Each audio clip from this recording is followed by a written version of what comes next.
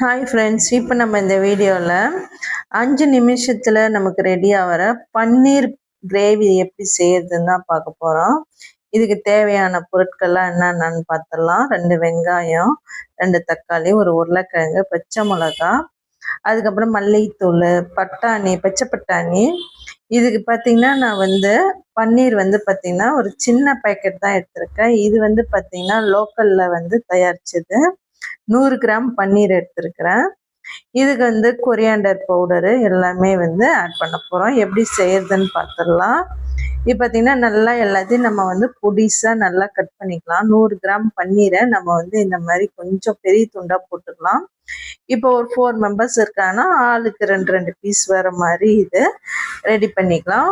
First எண்ணெய் ஊற்றிட்டு இதெல்லாம் நம்ம பட்டை, கிராம்பு, அதுக்கப்புறம் ஏலக்காய், ஜாவித்ரி, அதுக்கப்புறம் நட்சத்திரம் எல்லாத்தையும் போட்டு நல்லா வறுத்து எடுத்துட்டு வெங்காயத்தை நல்லா நீல வாக்கில் நம்ம கட் பண்ணி வச்சுக்கலாம்.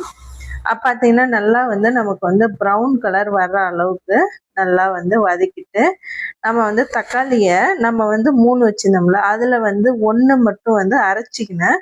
மீதி 2 கட் பண்ணிட்டேன். இது பார்த்தீங்கன்னா நல்லா சாறு இறங்குற அளவுக்கு நல்லா வதக்கி எடுத்துக்கலாம். இதில் அரைச்சி வச்சிருக்கிற தக்காளியை கொஞ்சமாக நான் ரொம்ப மழன்னு அரைக்கல. பார்த்தீங்கன்னா கொஞ்சம் குறைப்பாக தான் அரைச்சிருக்கிறேன். அதில் நம்ம சேர்த்துக்கலாம். பச்சை மிளகாயும் சேர்த்துக்கலாம். இந்த வீடியோ பிடிச்சிருந்தா லைக் பண்ணுங்கள், ஷேர் பண்ணுங்கள், கமெண்ட் பண்ணுங்கள், சப்ஸ்கிரைப் பண்ணுங்கள். பார்த்தீங்கன்னா பச்சை மிளகாயை நம்ம அப்படியே போடக்கூடாது. எண்ணெய் மேலே அடிச்சிடும். அதனால் நல்லா நீல வாக்கில் அரிஞ்சு நம்ம போட்டுக்கலாம். இதில் இஞ்சி பூண்டு பேஸ்ட்டும் நம்ம அரைச்சி ஊற்றுறோம். இது தக்காளியை நான் குறைப்பாக அரைச்சதை கலருக்காக நல்லா கலர்ஃபுல்லாக வரும். குழந்தைங்களாம் நல்லா விரும்பி சாப்பிடுவாங்க. அதனால் நான் கொஞ்சமாக அரைச்சிக்கிறேன். ஏன்னா குழம்பு ரொம்ப கிரேவி தண்ணியாக ஆன மாதிரியா இருக்கும். அதனால் கொஞ்சம் கட்டியாகவும் வேணும். அதனால் நான் அரைச்சிக்கினேன். இஞ்சி பூண்டு பேஸ்ட்டும் நல்லா வதக்கிக்கலாம்.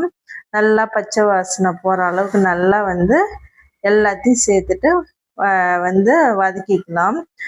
அடுப்பை நம்ம சிம்மில் வச்சுட்டு நம்ம ஒன் பை ஒன்னாக எல்லாத்தையும் சேர்த்துக்கலாம். இதில் பச்சை பட்டாணி போடும்போது பார்த்திங்கன்னா குழந்தைங்க நல்லா கலர்ஃபுல்லாக இருக்கும், நல்லா விரும்பி சாப்பிடுவாங்க. இதில் நான் உருளைக்கிழங்கும் 1 ஆட் பண்ணியிருக்கிறேன். இதில் மஞ்சத்தூள் 1 கரண்டி போட்டிருக்கிறேன். அதுக்கப்புறம் பார்த்தீங்கன்னா இது மிளகாய்த்தூள் 1 கரண்டி போட்டிருக்கிறேன். கொரியாண்டர் பவுடரு, அதாவது மல்லித்தூளும் போட்டிருக்கிறேன் 1 கரண்டி. அதுக்கப்புறம் தேவையான அளவு உப்பு போட்டுட்டு நம்ம நல்லா தண்ணி நம்ம கிரேவி எந்த அளவுக்கு நமக்கு வேணும்னு நினைக்கிறோம், நம்ம வீட்டில் எத்தனை பேர் இருக்கிறாங்களோ அதுக்கு தகுந்த மாதிரி நம்ம ஊற்றிக்கலாம். நாங்கள் வீட்டில் கொஞ்சம் பேர் அப்படின்றதுனால நான் சின்னதாக நைட் டின்னருக்குன்றதுனால இதை தண்ணி கொஞ்சமாக தான் ஆட் பண்ணிக்கிறேன். இந்த கிரேவி பார்த்திங்கன்னா நம்ம சப்பாத்திக்கு, அதுக்கப்புறம் பார்த்திங்கன்னா தோசைக்கு, இட்லிக்கு, அதுக்கப்புறம் பார்த்திங்கன்னா நானுக்கு எல்லாத்துக்குமே பார்த்திங்கன்னா சூப்பராக இருக்கும். நீங்களும் வீட்டில் ட்ரை பண்ணி பாருங்கள். ட்ரை பண்ணி பார்த்துட்டு எனக்கு கமெண்ட் செக்ஷனில் சொல்லுங்கள். பார்த்தீங்கன்னா நல்லா நம்ம தண்ணி ஊற்றியாச்சு. பார்த்தீங்கன்னா நல்லா கொதியே வந்துடுச்சு. இந்த டைமில் பார்த்தீங்கன்னா நம்ம கரண்டியில் ஒட்டுதா அப்படின்ட்டு நம்ம செக் பண்ணிக்கலாம். இப்போ பார்த்தீங்கன்னா நம்ம பிகினர்ஸ்லாம் நிறைய பேர் வெளியில எல்லாம் இருக்கிறாங்க. அவங்களாம் இது ரொம்ப சிம்பிளாக தெரிஞ்சுக்கணும். இந்த குழம்பு ரெடி ஆயிடுச்சான்னு பார்க்குறது.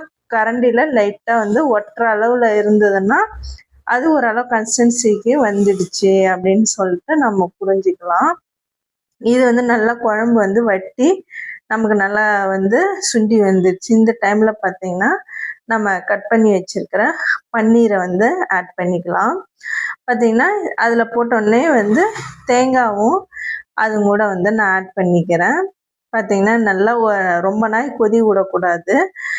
தேங்காய் ஊற்றிட்டோன்னே டக்குனுமே நம்ம ஒரு 2 செகண்ட்ஸில் இறக்கணும். இல்லைன்னா ரொம்ப நாள் தேங்காய் கொதி விட்டோம்னா நமக்கு உடம்புக்கு நல்லதில்லை. ஊற்றிட்டு நம்ம கருவேப்பிலை, கொத்தமல்லி போட்டு கார்னிஷ் பண்ணிக்கலாம். ஓகே.